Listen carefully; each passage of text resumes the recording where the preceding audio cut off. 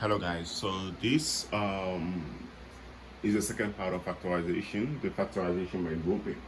So factorization by grouping, that means we're going to do what we previously did for the first video, we're going to do it twice, right? That means we're going to group them. So now you are seeing four terms, right? And then all the terms are not the same, right? But we have some terms that are like,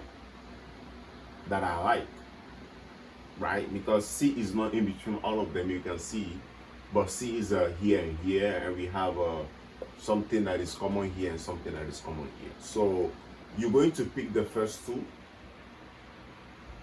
put them in parentheses, and put these two also in parentheses. So that's what is called factorization by grouping. So for the first one, you can see we have 45 CW plus 63 CZ. So what number do you think can go into 45 and can go into 63? So you think of that number, and that number is 9. Yes, it's 9. So we finished dealing with the numbers. We finished dealing with the numbers right now. What about the alphabet? We have C, that's in between the... So we divide by 9C. The same thing. This cancel out. 45 divided by 9.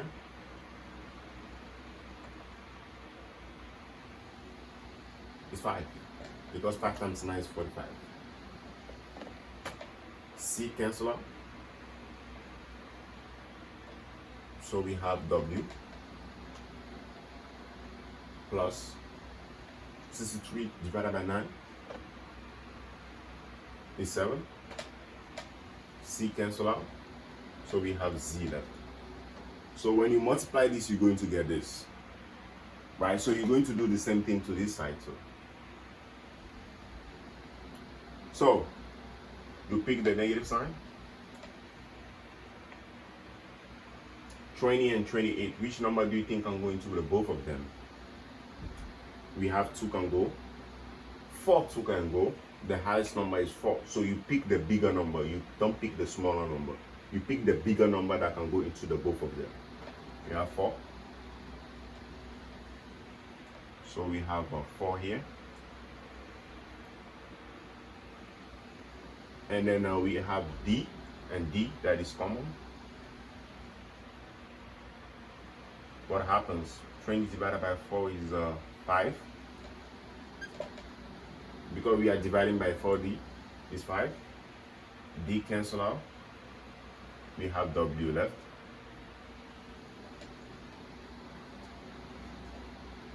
(28) divided by 4 is 7. D cancel out. D cancel out. Here is 7, and we have Z.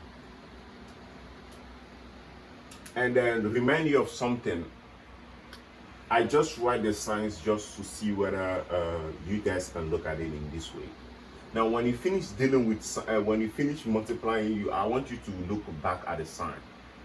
Now, negative times positive gives you negative. Negative times negative, does it give you positive? Because if you are multiplying, does it give you positive? No. Negative times negative is supposed to give you positive, but here is giving you negative. So that means you're supposed to put this positive, because negative times positive gives you negative. So you need to be careful with the sign, especially in the second, like when you are multiplying, you need to make sure when you're dealing with the signs too, the signs are making sense.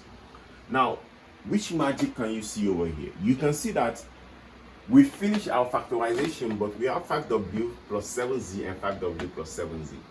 Now, something about factorization by grouping. When you finish dealing with factorization by grouping, you're going to see that the 2 parentheses you're going to get are going to be alike.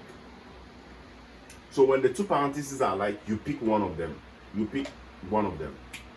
So the actual answer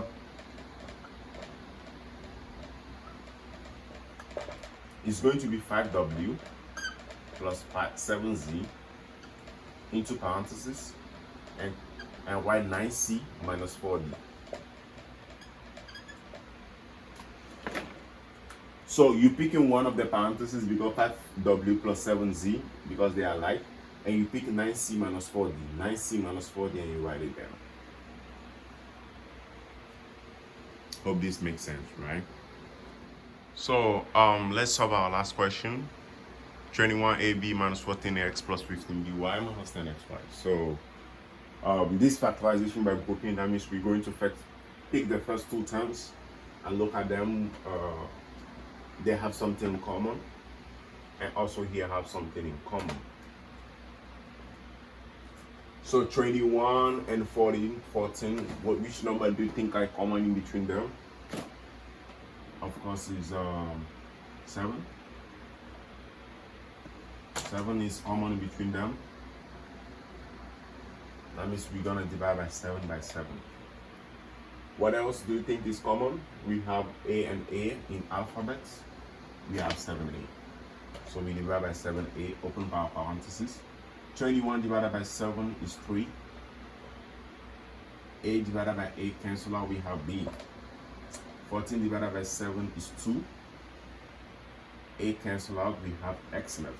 So when you multiply this, remember your formula. When you do your formula, you're going to get this back. Do not forget. So let's go to the second term, the second parenthesis. Which number do you think I'm going to both of them? 5, 15 and 10. Which big number do you think I'm going to between 15 and 10? It's 5. So we divide them by 5 here. And we have y2 can go into both of them. So we write 5. So 5y. 15 divided by 5 is 3.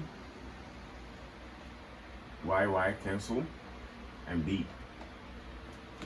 So 10 divided by 5 is what? 2. Y cancel. And then we have x left. Now when you multiply this, you're going to get this. And make sure you check your sign. Positive times positive is positive.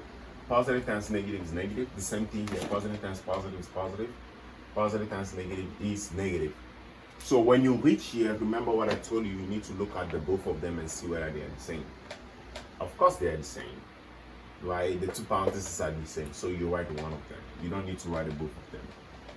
First, and you pick 7a plus 5y. You put in parentheses. And guess what?